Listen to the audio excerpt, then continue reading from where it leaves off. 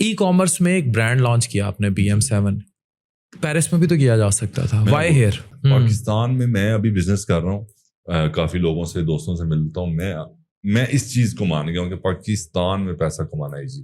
پاکستان میں پیسہ کمانا باہر سے آسان ہے. آسان. تو یہ پھر یہ جو ساری ڈنکیاں لگتی ہیں, کشتیاں الٹتی ہیں, یہ سارا کچھ ہے, یہ کیا ان کو کیا کہیں گے؟ یہ بھی ہماری غلطی ہے.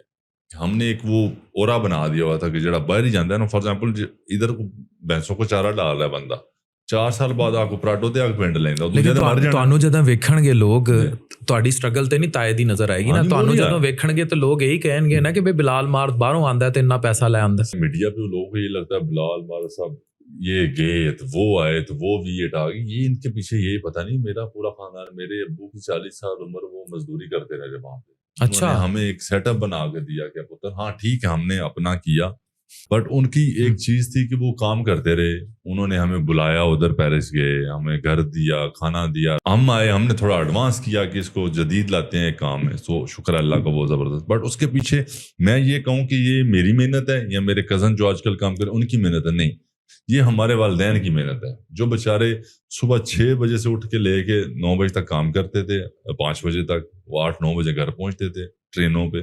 تو میں نے وہ وقت سارے دیکھے ہیں, یہ ساری ان کی محنت ہے, اور یہ کوئی شارٹ پیریڈ نہیں ہے.